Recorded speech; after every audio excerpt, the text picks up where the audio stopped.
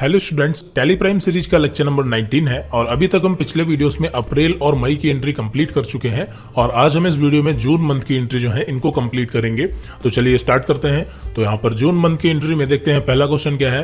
पहला क्वेश्चन है mister Verma paid ₹2500 in cash toward office rent, यानी कि 2500 रुपए इन्होंने क्या दिया है, किराया दिया है इन कैश, यानी कि नगद दिया है। ठीक है, तो ये एंट्री है। तो यहाँ पर चलिए इसको करते हैं। तो ओपन करते हैं अपना टैली प्राइम सॉफ्टवेयर और यहाँ पर कंटिन्यू, फिर उसके बाद यहाँ पर आपको कंपनी ओपन करनी है। तो यहाँ पर मैं कंपनी ओपन करता हूँ, कैश स्टडी 1, आपको पता है इसी में हमने जो है अप्रैल और मई की एंट्री की है और आगे जून की एंट्री करेंगे। ठीक है, यहाँ पर आप देख सकते हैं डेट ऑफ लास्ट एंट्री हमने 1 मई पर की थी। आपको पता है मई की सारी एंट्री हमने 1 मई पर ही की है। डे बुक में आप जाके चेक कर सकते हैं, मई पर ये एंट्री कंप्लीट है। ठीक है, चलिए यहाँ पर ट्रांजैक्शन में वाउचर्स में चलते हैं एंट्री करने के लिए। जैसा कि आपको पता है वाउचर्स में आना है, सबसे पहले यहाँ पर हमें डेट चेंज करनी है। ठीक है, यहाँ पर अभी डेट हमें सेट करनी है जून की। तो यहाँ पर F2 बटन प्रेस करते हैं और 1-6। ठीक है, और यहाँ पर जून जो है वो सेट हो गया। तो जून में पहला जो एंट्री है यहाँ पर 2500 रुपए रेंट दिया गया है, तो वाउचर पेमेंट ही होने वाला है और रेंट का लेजर पहले ही बन चुका है। तो बस यहाँ पर हमें R बटन प्रेस करना है और रेंट एक्सपेंसेस कितना 2500 रुपए। फिर यहाँ पर हम एंटर प्रेस करेंगे। तो यहाँ पर आप देखेंगे कि इसमें कॉस्ट सेंटर वाला जो ऑप्शन है, कॉस्ट सेंटर एलोकेशन, ये ऑप्शन इसमें आ रहा है, जबकि नहीं आना चाहिए। क्यों नहीं आना चाहिए? क्योंकि आपको याद होगा कि हमने सिर्फ सैलरी एक्सपेंसेज में जो है कॉस्ट सेंटर ऑप्शन को ऑन किया था, लेकिन यहाँ पर ये रेंट एक्सपेंसेज में भी आ रहा है। तो इसको थोड़ा सा समझ लेते हैं। देखिए, इसको आप भी ध्यान से समझ लें। देखिए क्या होता है कि जब हम कॉस्ट सेंटर ऑप्शन को ऑन करते हैं तो जितने भी इनडायरेक्ट एक्सपेंसेस से और डायरेक्ट इनकम से, यानी कि हम कह सकते हैं कि जो एक्सपेंसेस से या फिर जो इनकम से रिलेटेड जितने भी लेजर होते हैं, उन सभी में कॉस्ट सेंटर ऑन हो जाता है बाय डिफॉल्ट, जो कि पहले बन चुके थे।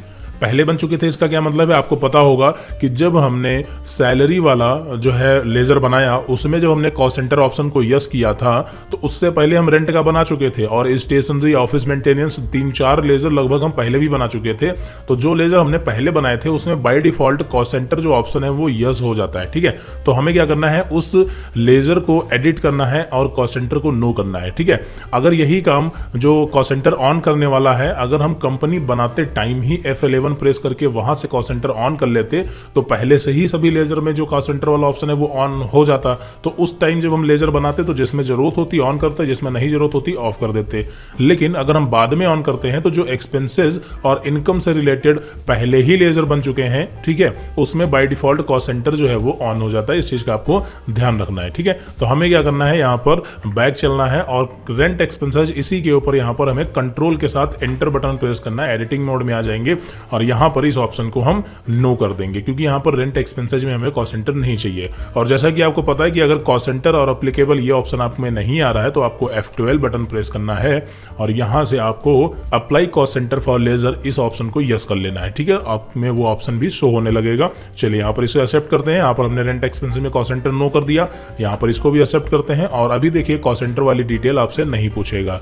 तो हम एक काम करेंगे कि जितने भी लेजर एक्सपेंसेस से रिलेटेड हमने बनाए हैं, ठीक है, मतलब अप्रैल मंथ में बनाए थे या मई में शुरुआत में बनाए सैलरी वाले लेजर से पहले, ठीक है, तो उन सभी में हमें कॉस्ट सेंटर नो करना पड़ेगा। तो हम चाहें तो अभी लेजर में जाके एक एक करके लेजर जो है एडिट कर सकते हैं, या फिर जब हम उनकी एंट्री करेंगे तो इसी तरह से कंट्रोल इंटर करके एडिट कर सकते हैं। ठीक है, जब एंट्री आएगी उसकी तो हम ऐसा भी कर सकते हैं। तो हम ऐसा ही करेंगे। ठीक है, और रेंट एक्सपेंसेस यहाँ पर कैश हो जाएगा क्रेडिट में। बस ये हो गई एंट्री। आई थिंक समझ आ गई होंगी चीजें। चलिए आगे बढ़ते हैं, अगला क्वेश्चन देखते हैं। अगला क्वेश्चन है mister Verma paid salary by cheque for May 2020 refer transaction number 5। यहाँ पर आप देखेंगे कि इसमें सैलरी तो पे की गई है, चेक द्वारा पे की गई है, लेकिन इसमें अमाउंट जो है वो नहीं बताया गया है। तो इन्होंने अमाउंट बताने के लिए सीधे बता दिया कि रेफर ट्रांजैक्शन नंबर 5, यानी क्वेश्चन नंबर 5 पे आप पहुंचे, वहां पर आपको पता चल जाएगा कि कितनी सैलरी है। ठीक है, तो चलते हैं यहाँ पर क्वेश्चन नंबर 5 पर और यहाँ पर देखते हैं कि किसकी कितनी सैलरी है। तो शुभम की यहाँ पर आई थिंक सैलरी है 7,500 रुपए। तो यहाँ पर आप देखेंगे शुभम की सैलरी 7,500 रुपए है क्वेश्चन नंबर 5 में, और गीता की है 4,500 रुपए। ठीक है, तो टोटल हो गई 12,000 रुपए। तो यहाँ पर हमें सैलरी एक्सपेंसेज 12,000 रुपए यहाँ पर खर्च करने हैं, यानी सैलरी देनी है दोनों लोगों को।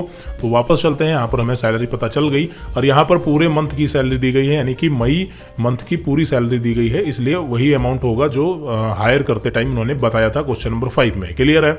चलिए तो यहाँ पर क्वेश्चन में चलते हैं और वाउचर यहाँ पर पेमेंट ही होगा। डेबिट में आपका सैलरी एक्सपेंसेज होगा कितना, 12,000 रुपए। ठीक है, एंटर किया, कॉस्ट सेंटर इसमें आएगा और यहाँ पर सैलरी ऑटोमेटिक ऑटोमेटिक आ गया। देखिए एंटर करेंगे, शुभम की कितनी सैलरी है, शुभम की है 7,500 रुपए और गीता शुक्ला की कितनी है जो बची, यानी कि 4500 रुपए, बस हो गया। और यहाँ पर चेक इशू किया गया इसलिए क्रेडिट में HDFC बैंक हो जाएगी। तो यहाँ पर ये एंट्री भी कंप्लीट हो गई, इसको एक्सेप्ट करते हैं, एक्सेप्ट हो गई। आगे बढ़ते हैं, अगला क्वेश्चन देखते हैं। अगला क्वेश्चन है mister Verma received an invoice 5,500 from Raj Travels.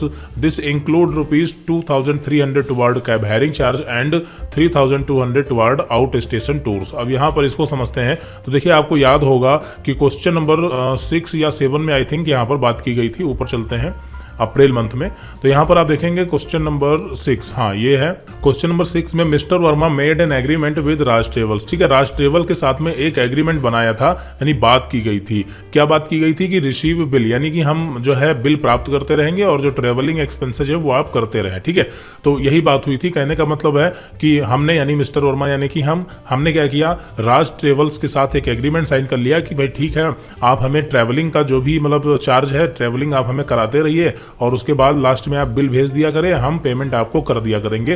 तो यहाँ पर तो क्वेश्चन नंबर 6 में तो सिर्फ बात हुई थी, इसलिए हमने इसकी एंट्री नहीं की थी।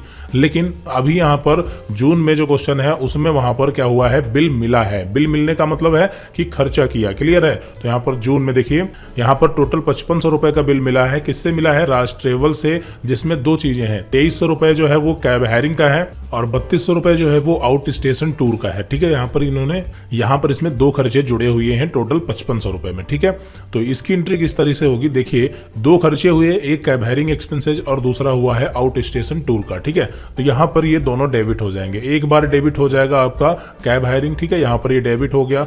दूसरी बार यहाँ पर आउट स्टेशन टूर ये डेबिट हो जाएगा अपने अपने अमाउंट से, और क्रेडिट होंगे राज ट्रेवल्स। ठीक है, क्रेडिट राज ट्रेवल्स के होंगे।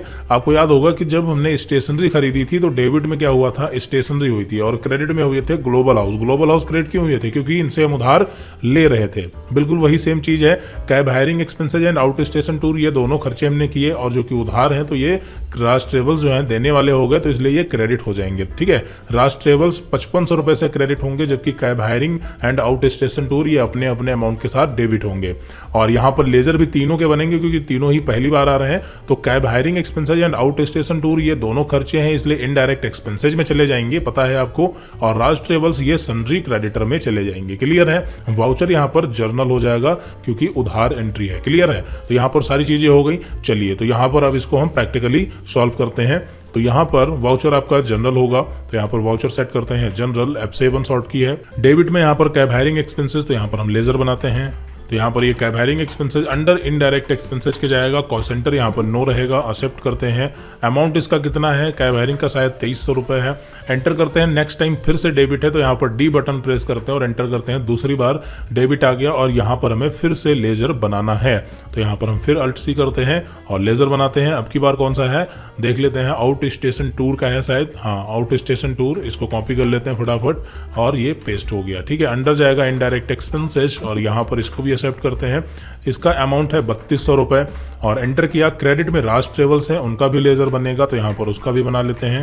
राज ट्रेवल्स अंडर ये जाएंगे सन्ड्री क्रेडिटर के। किसके अंडर जाएंगे? Sundry creditor. Maintenance bill bye detail ये हम यस रखेंगे। क्यों रखेंगे आपको पता है, कॉल सेंटर नो रखेंगे और इसको भी हम एक्सेप्ट कर लेंगे। क्लियर है? यहाँ पर आप चाहें तो राज ट्रेवल्स की मेलिंग डिटेल साइड में डाल सकते हैं। मेलिंग डिटेल मतलब उनका name, address, state, country, pin code, ये सारी डिटेल यहाँ पर आप दे सकते हैं और ओरिजिनल वर्क में दी भी जाती है। फिलहाल इसको एक्सेप्ट करते हैं और यहाँ पर हम इसको सेट करेंगे न्यू रेफर ट्रांजेक्शन, क्योंकि हमारा ये नया ट्रांजेक्शन है। क्लियर है? यहाँ पर ऑन अकाउंट बाय डिफॉल्ट आ रहा था, लेकिन ऑन अकाउंट नहीं रखना है। क्या रखना है? न्यू रेफर ट्रांजेक्शन, क्योंकि ये नया अकाउंट है, मतलब पहली बार एंट्री आ रही है। ठीक है, तो यहाँ पर न्यू रेफर और इसको हम एक्सेप्ट करते हैं और ये एक्सेप्ट हो गई एंट्री। क्लियर है? चलिए, हो गई, काफी आसान थी। अगला क्वेश्चन है mister Verma received 35,000 in cash as consulting revenue from eaters food chain. यहाँ पर क्वेश्चन कह रहा है कि मिस्टर वर्मा ने 35,000 रुपए इन कैश यानी नगद प्राप्त किए हैं। किस लिए? Consulting revenue. कंसल्टिंग रेवेन्यू यानी कि इनकम हुई, सीधी सी बात है, इनको सर्विस दी होगी। किसको? ईटर्स फूड चैन को सर्विस दी होगी और इसके बदले 35,000 रुपए जो है इन्होंने कैश हमें पेमेंट किया है। तो यहाँ पर आपको पता चल गया होगा इनकम हमेशा क्रेडिट होती है, तो कंसल्टिंग रेवेन्यू क्या हो जाएगा, क्रेडिट हो जाएगा, और डेबिट में कैश होगा क्योंकि बिजनेस के पास आ रहा है, और वाउचर रिसिप्ट हो जाएगा, लेजर अंडर होगा ही नहीं क्योंकि पहले ही सब बन चुके हैं। क्लियर है? तो यहाँ पर चलिए 35,000 की एंट्री सॉल्व करते हैं फटाफट।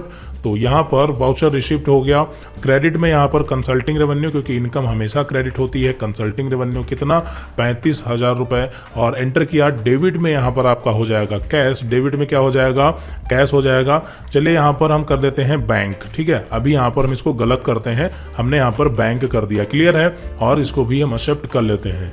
चलिए अगला क्वेश्चन देखते हैं। यहाँ पर इसको हमने गलत किया है, इसको बाद में सही करना देखेंगे।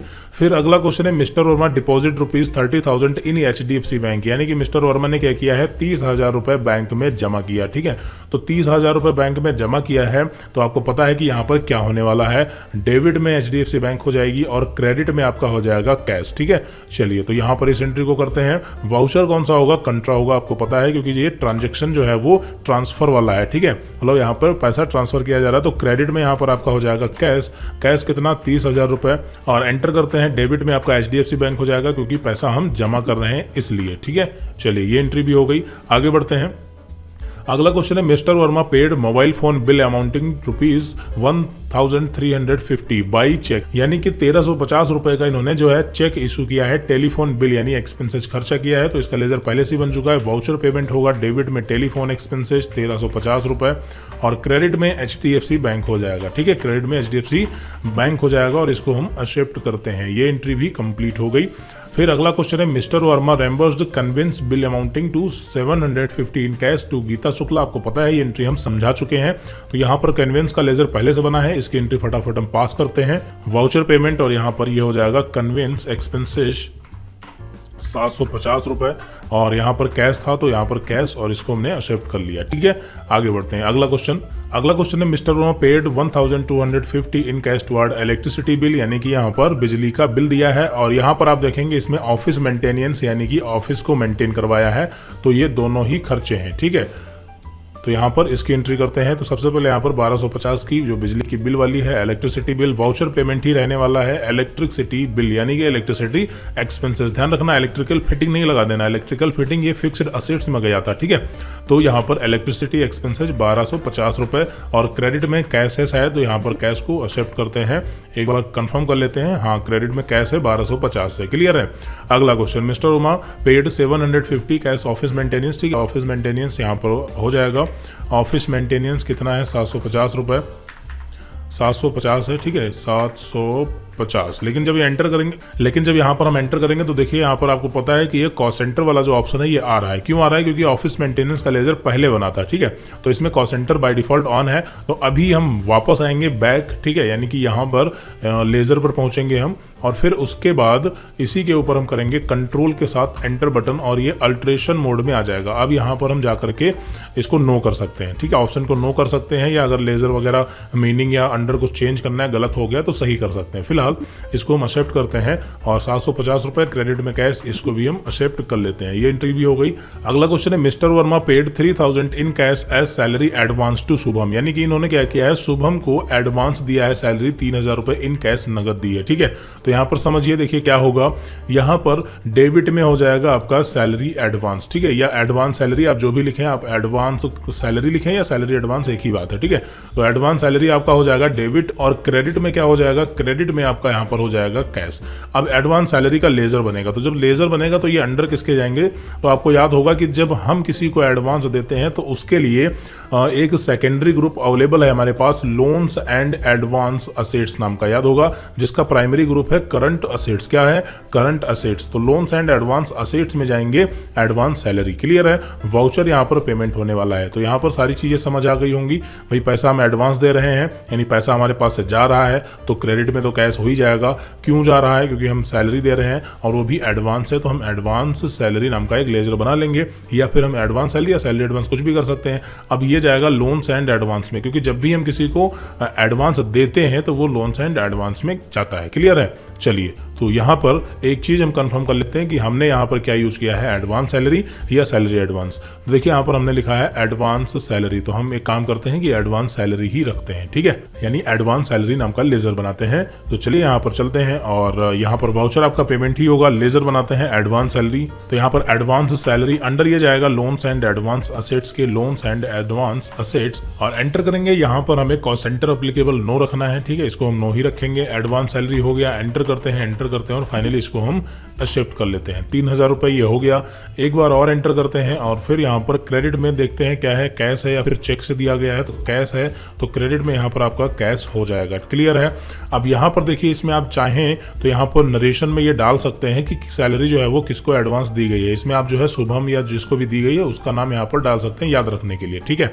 अब यहाँ पर आप सोच रहे होंगे, एक काम करते हैं कि कॉस्ट सेंटर जो है इसमें ऑप्शन यस कर लेते हैं और उसके अंदर हम बता देते हैं कि जो है किसको एडवांस सैलरी दी गई है। तो देखिए ऐसा हम नहीं कर सकते। क्यों नहीं कर सकते बताते हैं आपको, क्योंकि यहाँ पर जो कॉस्ट कैटेगरी या कॉस्ट सेंटर जो हमने बनाए थे, शुभम और गीता जो एम्प्लॉय थे, वो सब एक्सपेंसेस से रिलेटेड थे, लेकिन एडवांस सैलरी ये लोन्स एंड एडवांस में गया है, इसलिए यहाँ पर वो सारी चीज़ें आपको नहीं मिलेंगी। देखिए यहाँ पर सैलरी नाम की कैटेगरी नहीं मिल रही है, एस बटन प्रेस कर रहे नहीं है। और अगर यहाँ पर हम प्राइमरी कॉस्ट कैटेगरी सेलेक्ट भी कर लेते हैं तब भी यहाँ पर कोई गीता या शुभम ऐसा नहीं शो हो रहा है, क्लियर है।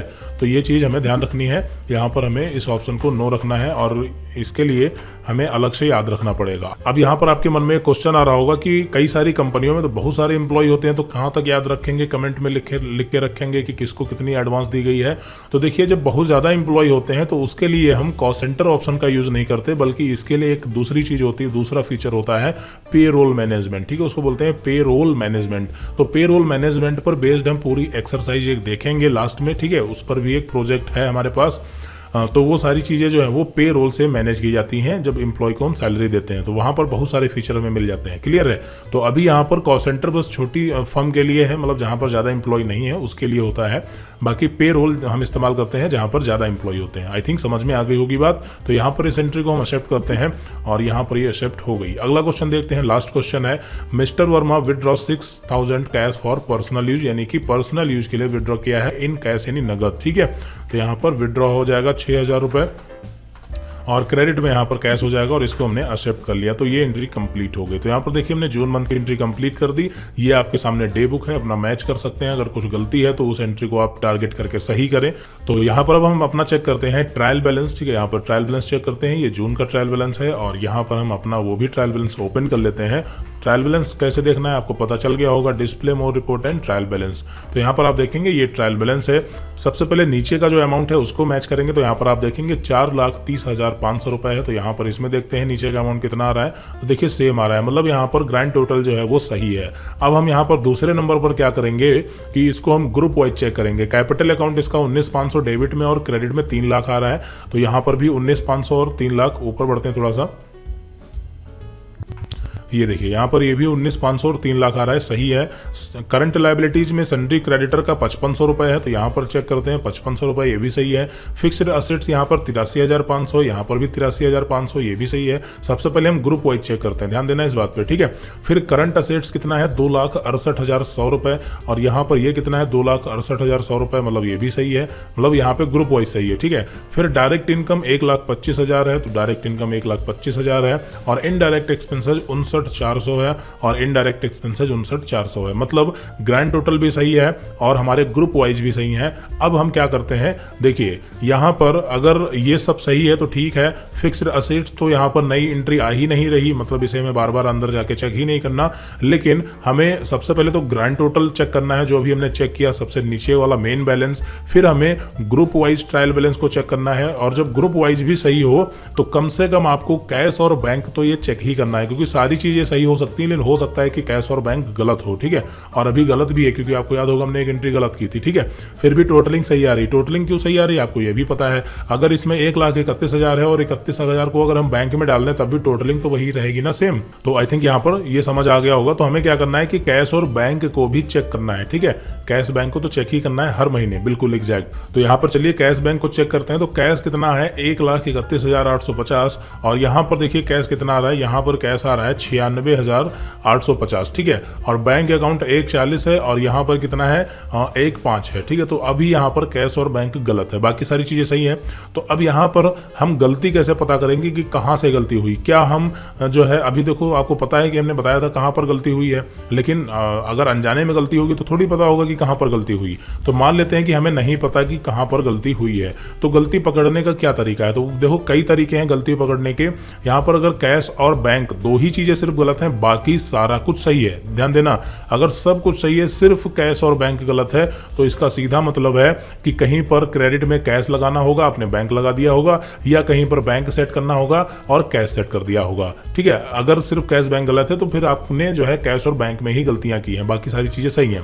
और अगर कैश बैंक के अलावा कोई और एंट्री गलत है तो इसका मतलब हो सकता है कि अमाउंट डालना होगा 5,000 रुपये और आपने डाल दिया होगा 50,000, या डालना होगा 50,000 तो आपने डाल दिया होगा 500, ऐसा भी हो सकता है, ठीक है। ये भी गलती हो सकती है। लेकिन अभी हमारे में तो सिर्फ कैश और बैंक गलत है, तो यहाँ पर हम क्या करेंगे, सही क्या है इसके लिए जो हमारे पास सही ट्रायल बैलेंस है इससे मैच करेंगे। तो यहाँ पर सही ट्रायल बैलेंस में कैश आ रहा है 1,31,850, ठीक है, और हमारे में कितना आ रहा है 96,850। तो हम क्या करेंगे, इसको माइनस करेंगे। पहले हम ये देखेंगे कि कितने बैलेंस का अंतर आ रहा है, मतलब कितने रुपए का अंतर आ रहा है। तो यहाँ पर टैली में देखिए कैलकुलेटर भी होता है, इसी में हमें यहाँ पर कंट्रोल के साथ एन प्रेस करना है, कंट्रोल एन के साथ यहाँ पर कैलकुलेटर देखिए नीचे ओपन हो गया। तो यहाँ पर हमारा जो अमाउंट ज़्यादा है, ये मतलब ज़्यादा है 1,31,000, तो इसको नोट करेंगे। यहाँ पर ध्यान से समझना इस बात को, ठीक है। 1,31,850 रुपये माइनस कर देंगे यहाँ पर 96,850 रुपये से, ठीक है। तो यहाँ पर देखिए 35,000 रुपये का अंतर आया, मतलब 35,000 रुपये यहाँ पर कैश में होने चाहिए, जबकि नहीं है। क्लियर है? अब इसी तरह से बैंक को भी पता कर लेते हैं। बैंक कितना है 1 लाख, यहाँ 1,05,250 और यहाँ पर कितना है 1,40,000। तो हम फिर 1,40,000 से माइनस करेंगे, ठीक है। 1,40,250 से कितना माइनस करेंगे, देखिए यहाँ पर 1,05,250 को माइनस करेंगे, ठीक है। तो यहाँ पर माइनस करते हैं 1,05,250 रुपये, एंटर करेंगे तो यहाँ पर भी देखिए 35,000 का ही डिफरेंस आ रहा है। मतलब सीधी सी बात है कि कैश जो है वो 35,000 से यहाँ पर आ गया है बैंक में। क्लियर है? तो ये तो आपको पता ही था। तो इस तरीके से हम गलती जो है पता करते हैं, ठीक है। अगर ये अनजाने में भी हुई होती तब भी हम इस तरह से पकड़ लेते। कैसे? अब हम ये चेक करते हैं कि 35,000 रुपये गलत आ रहा है, मतलब हो सकता है कि 35,000 की एंट्री कोई हो वो गलत होगी, ठीक है। अभी कैलकुलेटर को यहाँ से आप बंद कर सकते हैं या शॉर्टकट की कंट्रोल एन फिर से दबाते तब भी बंद हो जाता। तो चलिए अब यहाँ पर चलते हैं हम डे बुक में। कहाँ पर? डे बुक में देखिए ट्रायल बैलेंस से भी हम सही कर सकते हैं। उसके लिए यहाँ पर हमें जो है कैश में जाना है, यानी कैश के ऊपर एंटर करना है। तो जून में जितनी भी कैश की एंट्री है वो आपके सामने आ जाएंगी और इसमें आप जो है देख सकते हैं कि 35,000 की कौन सी एंट्री। तो इसमें कोई है ही नहीं 35,000 की एंट्री, ठीक है। फिलहाल वापस आते हैं, सही तरीका डे बुक से चेक करने का है। डे बुक में चलते हैं और यहाँ पर आप देखेंगे 35,000 रुपये की ये एंट्री आपको डायरेक्ट मिल जाएगी, ठीक है। तो सीधे 35,000 की एंट्री मिल गई, आप इसको खोल के अपना सही कर लें। यहाँ पर डेबिट में आपका कैश हो जाएगा। क्लियर है? अगर मान लेते हैं कि 35,000 रुपये आपका अमाउंट जो है वो गड़बड़ हो रहा है, ध्यान देना 35,000 अमाउंट गड़बड़ हो रहा है, लेकिन 35,000 की कोई एंट्री ही नहीं है, तो इसका सीधा मतलब है कि कोई दो एंट्रियाँ होंगी जो है मिसमैच हो रही होंगी, ठीक है। मतलब अमाउंट 35,000 पता चल गया, लेकिन यहाँ पर 35,000 की कोई एंट्री नहीं है, तो इसका मतलब है कि आपको फिर जो है थोड़ा ध्यान देना पड़ेगा और ज़्यादा रिसर्च करनी पड़ेगी, मतलब चेक करना पड़ेगा, क्रॉस चेक, ठीक है। तो फिलहाल यहाँ पर हम इसको सही करते हैं और कंसल्टिंग रेवेन्यू यहाँ पर आपका कैश हो जाएगा और जैसे ही हम कैश करेंगे वो ट्रायल बैलेंस आपका सही हो जाएगा, ठीक है। चलिए वापस चलते हैं फिर से ट्रायल बैलेंस में। तो अभी देखिए यहाँ पर 1,31,850 और 1,05,250 आ गया है, ठीक है। तो अभी ये हमारा ट्रायल बैलेंस पूरी तरीके से सही है। तो हमने यहाँ पर आपको बताया कि ट्रायल बैलेंस अगर गलत हो जाता है तो उसको हम कैसे सही करेंगे, सही करने का तरीका क्या है, ठीक है। तो एक तो ये तरीका आपका हो गया, लेकिन अगर ट्रायल बैलेंस में बहुत ज़्यादा गलती है तो फिर उसमें जो है दिक्कत होगी। बहुत ज़्यादा गलती होगी तो फिर आप पता नहीं लगा पाएंगे कि कहाँ से क्या गलती हो रही है, ठीक है। तो इस चीज़ का आपको ध्यान रखना है, गलतियां नहीं करनी है। रियल वर्क में अगर गलती हो जाती है तब तो फिर आप उसका पता ही नहीं लगा पाएंगे। क्यों नहीं लगा पाएंगे? क्योंकि अभी आपके पास मान लेते हैं ये ट्रायल बैलेंस हमने दे दिया कि हाँ भाई आप इससे मैच कर लीजिए, ये सही ट्रायल बैलेंस है, ठीक। लेकिन जब रियल वर्क कर रहे होंगे तब वहाँ पर तो आप सीधे एंट्री करेंगे टैली प्राइम में, और उसमें क्या होगा, रियल वर्क में 300 से 400 एंट्री हर महीने की होती है। तो जो ट्रायल बैलेंस आ जाएगा आप उसी पर फिर विश्वास करेंगे, क्योंकि उससे मैच करने के लिए कोई सही ट्रायल बैलेंस या कोई दूसरा ट्रायल बैलेंस आपके पास है ही नहीं, ठीक है। तो इस चीज़ का ध्यान रखना होता है कि रियल वर्क में गलती की ही नहीं जाती है, ठीक है। आप इतनी प्रैक्टिस ही कर ले अच्छे से कि जो है रियल वर्क में गलतियाँ ही ना हो, ठीक है। गलती का मतलब सीधी सी बात है, ये लॉजिकल एरर होती हैं। जैसे मान लेते हैं कि राहुल कोई कस्टमर है, ठीक है, और राहुल का खाता जो है आप अपने शॉप पे चलाते हैं इस तरीके से डेबिट और क्रेडिट में। राहुल जो है उसने मान लेते हैं 500 रुपए का सामान लिया आपसे उधार, और आपने क्या किया, गलती से 50 रुपए डाल दिया, ठीक है। तो अगर 50 रुपए डाल दिया तो क्या आप पता कर सकते हैं कि नहीं पता कर सकते। अब इस तरह से मान लेते हैं 60, 600 ऐसे चलता जा रहा है। लास्ट में जब आप फाइनल उसका हिसाब जोड़ेंगे तो डेबिट का डेबिट में जोड़ लेंगे, क्रेडिट का क्रेडिट में जोड़ लेंगे, माइनस कर देंगे, जो बचेगा आप बताएंगे कि आपका इतना बाकी है, क्योंकि अब इसको मैच करने के लिए कहीं सही चीज है ही नहीं। तो ये चीज होती है, ठीक है। तो यहाँ पर आपको ध्यान रखना है, गलती नहीं करनी है, ये लॉजिकल एरर है, ये आप जो है ऐसे पता नहीं लगा पाएंगे, ठीक है, क्योंकि गलतियां अनजाने में होती हैं। जानबूझ के करेंगे तब तो चलो ठीक है। तो फिलहाल यहाँ पर इसका आपको हम प्रॉफिट एंड लॉस अकाउंट और बैलेंस शीट भी दिखा देते हैं। ये देखिए इसका यहाँ पर बैलेंस शीट है, ठीक है। तो यहाँ पर ये profit and loss account, balance sheet, सारी चीजें कंप्लीट हो गई। तो यहाँ पर इस वीडियो में हमने जून मंथ की एंट्री कंप्लीट कर ली है और अगली वीडियो से हम आगे स्टार्ट करेंगे जुलाई की एंट्री, ठीक है।